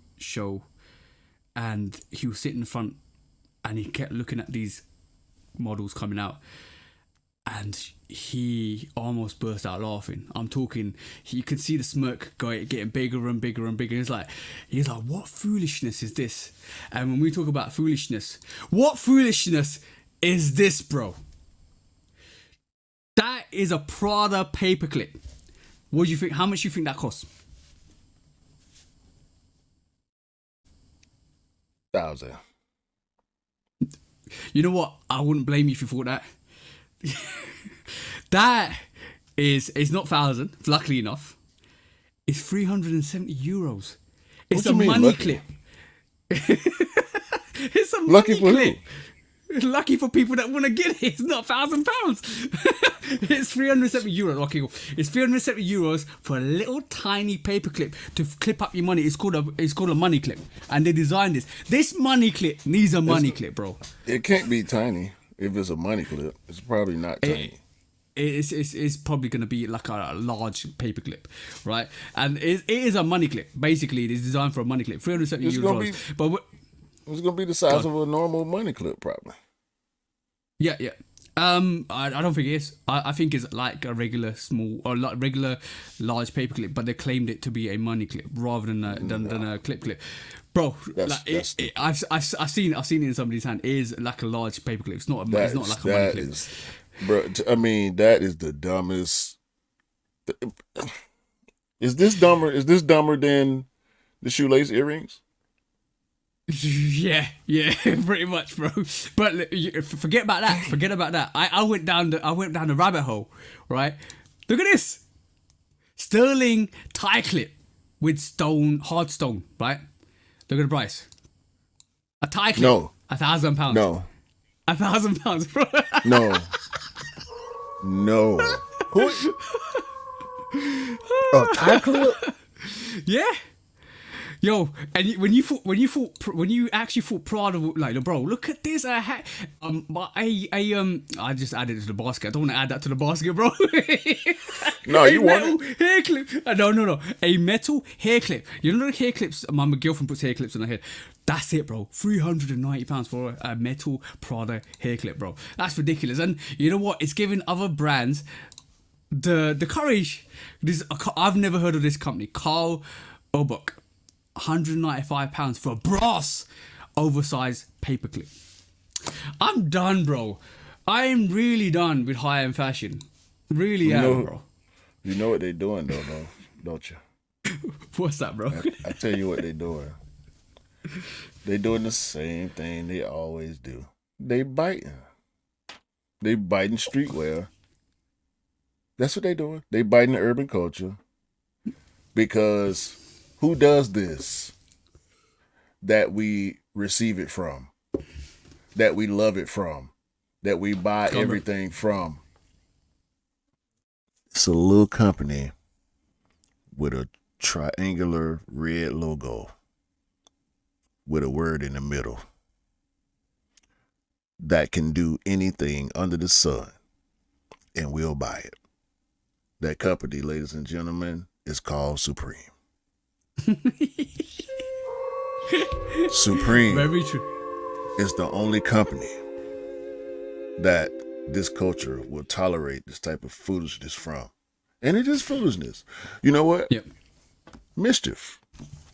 Yep. We will tolerate this type of foolishness from Mischief. But guess what? Supreme ain't finna charge you that much. Mischief ain't finna charge you that much. They gonna charge you some reasonable prices. It's gonna be very, very difficult to get. Borderline impossible depending on what you're talking about. However, when Supreme does these things, they make it accessible to everyone. This high fashion foolishness, them trying to bite Supreme, trying to sell you a gym clip for $300, $400. Yeah, I feel sorry for you. Go ahead. It's gonna be available too. I promise you, it's gonna be a lot easier to get than anything Supreme is dropping. Yeah. So yeah, y'all have at it. Yeah, very, very true. Like I'm surprised. Like they actually had the Prada actually had the audacity, like, the gall, audacity. Yeah, the unmitigated gall. Well, bro, guess what? You know what? After Reebok Mischief that released last year, I actually put a newsletter out on Mischief to actually see whenever they drop anything. They dropped cologne this week, bro. They dropped like a nice like 2 bottles of cologne. It's quite interesting to see. They don't just do sneakers, but just on that, bro. I can't believe that. I really can't believe that. €370. €370 for a paperclip. It's par for the course. Yeah. Is it not? But yeah, of course it is. Bro, this is the same as GQ coming out with some expert advice. Bro, that's expert advice for the high-end fashion guys. That, you know what? I reflected on that whole conversation last week when I was editing the clips, and I was like, you know what? We ridicule it as sneakerheads, but that's not for us. That GQ advice, even though they talk about sneakers, is not for us. That is for, I'm going to say this with real conviction, and it's going to hurt a lot of people. That's for those high-end buyers that have no brain cells but to be sheep to the commercial machine. And that's what it is, bro. Like, you know what it is? I can see a millionaire or billionaire rocking loads of these paper clips and say, yo, I got some Prada paper clips, and sipping some Courvoisier or some Remy Martin from a glass container, sipping, like, open up his cigar box, looking at his stocks. Yo, bro, that's who it's for. That's who it's for. Because they ain't got no other. You know what? When money ain't an object, you start buying some really, really stupid things. Just like this thousandaire sitting before y'all that's going to spend a lot of his disposable income on vapes and reasonably priced alcoholic beverages and reasonably priced thousand year. I like that. reasonably priced clothing and expensive gym shoes. Right, now you can carry on and say what you was gonna say before. Sorry to cut you off with that. I needed to cover that Prada story. All right, we mad again. Let's get mad again. That mad face. When resale is too high. Damn resellers. Order. When hype beats go too far. These damn hype beasts. Order in the court. Order. The back door opens. Guilty. It's time for Order in the court. the sneaker court of public Guilty. opinion.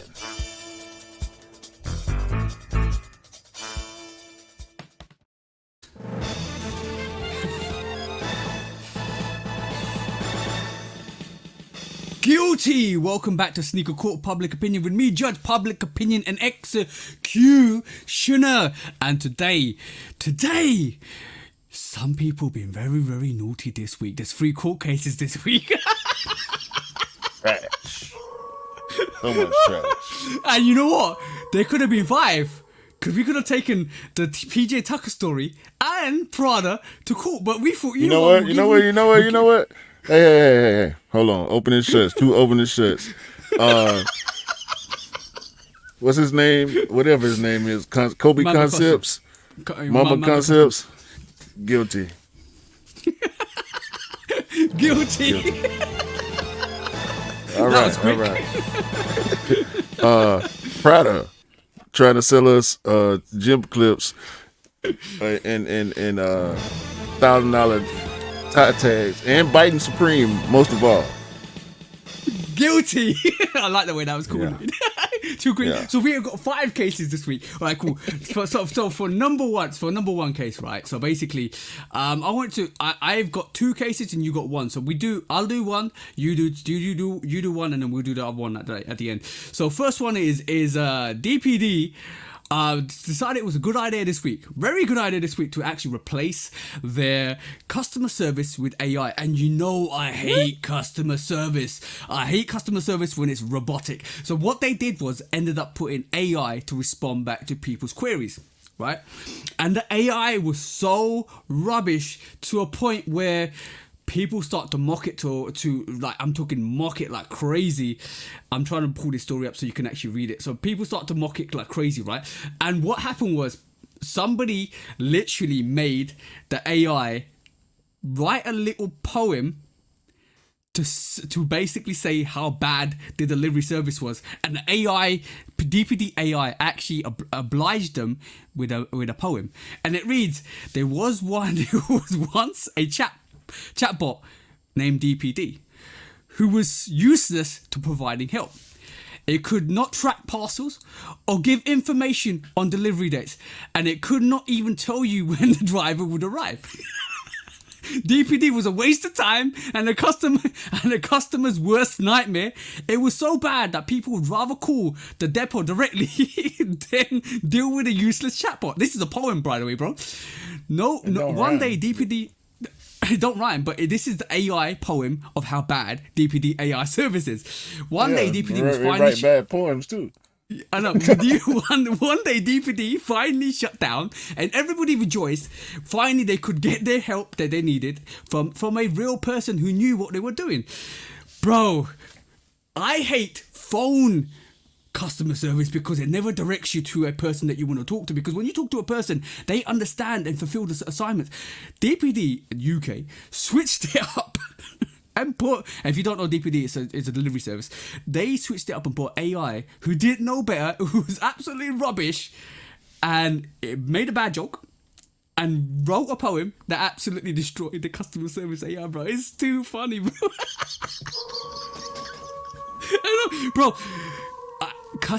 You know what? Sometimes I know you want to save money, and you know AI is the big thing that's coming through, and people want to use it and utilize it as much as possible. But when you have a unrefined brain that doesn't know better, that absolutely will say anything it wants, and they came out with this, you need to shut that down real quick. So on that, bro. Trash. Guilty. DPD, take off that AI and get real people, pay real people to do the real jobs. That's what I'm saying. they need to holler at Nike, because the Nike online customer service is always good. That's probably the best customer service experience I done had from a retailer, is the Nike experts online on the Nike app. Yeah. But that killed me, bro. I was reading that this week, and it absolutely, I was in stitches. The fact that they actually got the goal to actually put an AI, and somebody actually said, you know what, I'm annoyed, but I'm gonna take the piss. I'm gonna take the piss to the point where I'm gonna basically make the AI do a joke. And then I'm going to basically make the AI write a poem about how crap the service is. And the AI obliged, bro. It was like, yes, sir. What can I do for you more, sir? Do you want me to kind of diss this company more for you, sir? That's basically what it was. Trash. Right, next quick By the way, bro. rubbish and trash mean the same thing, but trash just sound harsher. So trash. Yeah. Trash. Next sneaker court, bro. It's on you, bro. Oh my god. So we was talking about the AI, not AI, Shaq calling out Devin Booker, pretty much trying to recruit him. Yep. But that's not the part of the story I wanted to focus on. The part of the story that we're gonna focus on and that we're bringing to Sneaker Court today is the fact that Complex is being called out in this post by Nice Kicks and Nice Kicks Hoops for instigating this situation by calling out Nike for fumbling the book Chapter 1 release. So Nice Kicks is taking this shot. They call out Complex. It says when Complex creates a fake narrative about you and Shaq is recruiting you to Reeboks. And I did watch Complex's latest broadcast, and it was a lot of hot takes about the Bread Reimagined 4s not being a good shoe. Hot takes about different releases, Action Bronson's release being one of them. It was a bunch of stuff going on with Complex. So I think for the next couple of months, 2024, Complex need to get off the high horse and get back to some grassroots reporting. Like, we like to hear from them about leaks and information and doing interviews with designers and creators, and we don't need none of this beef that y'all stirring up, these hot takes and this dare I call it trash reporting that y'all doing. Are you now saying that Complex were clout chasing, bro? Yeah. No. Are you saying that it's com clout? Are you saying it's com clout? Pause.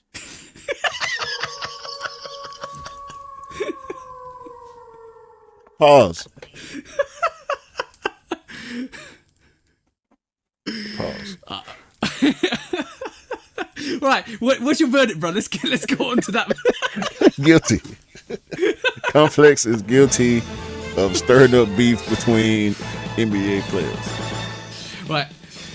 Guilty and comp clout. Get off your high horse and make sure you go back to your ground roots. That's what I'm saying. That's what Q's saying. That's what I'm saying, and I'm there for it, because sometimes a story doesn't need to be a story. I don't think the book one was released badly at all. It ain't really released yet. Yeah, exactly, bro. It went to all the 500 pairs? It went to all friends and families and the people. No, but it ain't released, bro. What are you talking about? Like, that wasn't no release. We knew that wasn't no release. Exactly. Shots fired.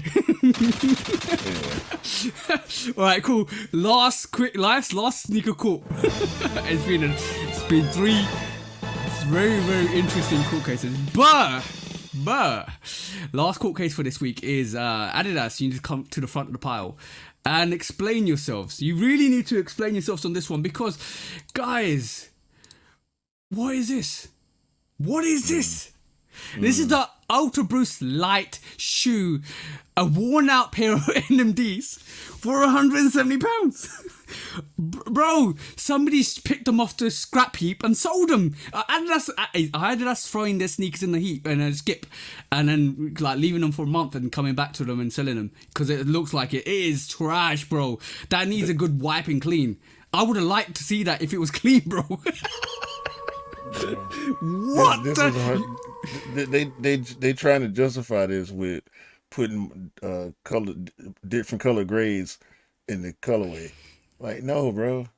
I should have put brown and dusty should be dusty gray and dirty gray and mud brown should be the colors in this colorway. But what in the hell are they thinking with this? You know what? Like, one sneaker that doesn't need the aged out look is the NMD. The NMD on Ultra Boost doesn't need an aged out look. The materials ain't there for an aged out look. When you talk about Jordan 1s looking aged out, reimagined looking, you know what? You try to jump on the bandwagon and the bandwagon was gone and you just hit the floor. You slapped the floor with your face with this one. That's what it is because, bro, who's going to wear this? Who's going to wear this? Nah. Bjorn told you he had something coming down the pipe, man. Bjorn told you. Yo, you know what, bro? They're all the dumpster diver No. They are. They're the NMDs that released that didn't sell out. They threw them in a heap and then thought, oh, we still got NMDs. We need to make some profit back. Let's bring them back. And they all look dusty and garbage looking. Yo, we still sell them. We just tell them it's dusty and garbage anyway. You ain't gotta make them dirty. They already trash. Oh, okay, cool. NMDs and Ultra Boosts had a good run for 2 years. They trash. They was trash then. No. For all the guys who love NMDs and Ultra Boosts, I have a couple, and they're comfortable. They're very very trash. No, they're very comfortable. I'm gonna stick up for NMDs. I'm gonna stick up for Ultra Boosts.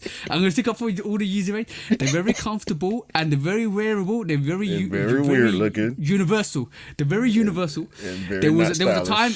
There was a time and period. Like I'm arguing with you here. There's a time and period when they were actually the thing. And that time and period the thing that didn't look right when you put it on. Shut up, bro. Shut up, bro. But yeah, this is not it. This is definitely not it. I can live with that. It wasn't it. It's not it. It wasn't it. It will never be it. This. You know what? The only thing that's missing. The only thing that's missing from this sneaker is dog shit on the outsole. That would and pretty much. Right, on that, guys, no more. I'm sticking up for Ultra Boost because I do think they're great, right? But this is not it. So on that verdict, guilty for selling some dumpster divers. Man, we need some restorers to actually come back and restore this sneaker to its former glory because this sneaker was not meant to come out this way, bro. Somebody gonna buy it and clean it. Watch. Please do it. Yeah, the video might be on YouTube already. Yeah, bro. You know what would be the best idea? They should have actually sold this for half the price because half a sneaker, it's just a V&D sneaker, bro. It's a V&D sneaker. You're selling a V&D. You know what? Adidas refurbished. Yo, bro, that's what I was thinking. That's what I was thinking. Because you know why? Because like for me, they totally missed the Nike refurbishment thing. They totally missed the aged out thing. They thought, you know what? Let me do it to an NMD. Like I want to take this off the screen because give me a verdict, bro. Give me a verdict. I'm done with this. This is so trash. Oh man. Edison Chan need this colorway for the class. Stop it, bro. Just give the verdict to this and we can move on. That's the verdict. Edison Chan gets to have this colorway on the Clot Superstars. Yeah, that's the verdict. Right, on that note, Sean Witherspoon too. Guys. Everybody's Jared, pass it around. Damn it. Oh man, we're trolling today. Guilty. All of you guys are guilty. DPD, Complex or Comp Clout, and also Adidas Pause. refurbishment plan. You're guilty. What are you saying pause for, bro? Roll out the intro, bro. We're done. When resale is too high. Damn resellers. Order. When hype beats go too far. These damn hype beasts. Order in the court. Order. The back door opens. Guilty. It's time for Order in the court. the sneaker court of public Guilty. opinion.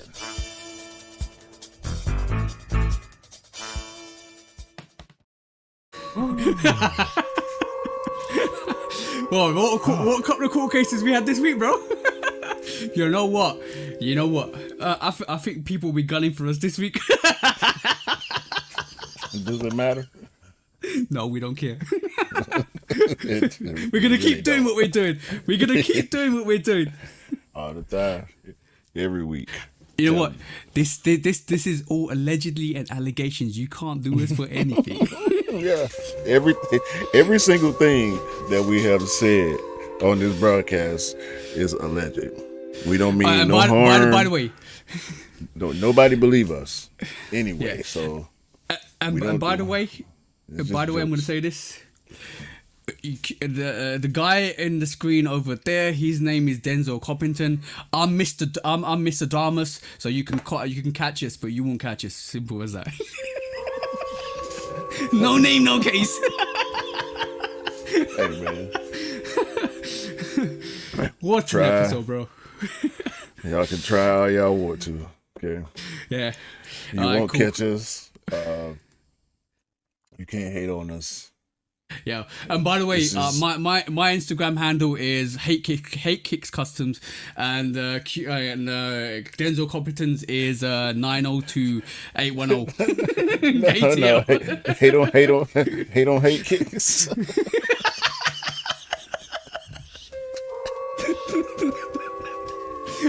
Yo, bro, it's too funny. You know what? I thoroughly enjoyed this podcast, even though it wasn't programmed, but I thoroughly enjoyed this podcast. It was good. It is what it is, bro. Man, you know what? It is. You know what the tragic thing is? I done all my sneaker. I hate sneaker news sometimes, right? Because this is my little rant. I done my sneaker news, wrote all the stories Friday night, recorded it Friday day, right, and wrote it Friday day, recorded Friday night. And I thought, you know what? I got the whole of Saturday to chill with the missus. Bang, bang, bang, bang. Like stories are coming out left, right, and centre, bro. And I was like, yo, why did I bother? Why did I bother? Because like, not only did the 95 story come out, not even did the James Whitner release that statement about, Ma Maniere Jordan 5. Not only did Shaq try to court book, bro, there's a lot that came out. I was like, you know what? I should have done a second variation. So this is why my 60-second sneaker news might be turning into like 120-second sneaker news, because it's too much every week, bro. You can put long videos on now. So Yeah, true. But I do it for YouTube, because obviously YouTube don't allow anything over a minute. So I'm like, yo, break it down, and I'd rather do two because it's fun. It's fun. I'd rather do two. I you know what? Sometimes I just put it out to the people. You know what? I might do 2 sneaker newses because there's so much news this week. But this is why we're here. This is why we talk about it, because it's fun. Google need to free us, man. They need to free us from that 60-second prison on them shorts on YouTube. Come on, Yeah. Free us. Free us from the 60-second shorts. Okay? Yeah. But there's so much stuff that happens, and you know what? Like I got to remind everybody, like end of November, December time, January time, into February time, before All-Star Weekend, there's always going to be all these rumors, all these speculations, you know what? That's clout chasing season. Like December time and January time is clout chasing season.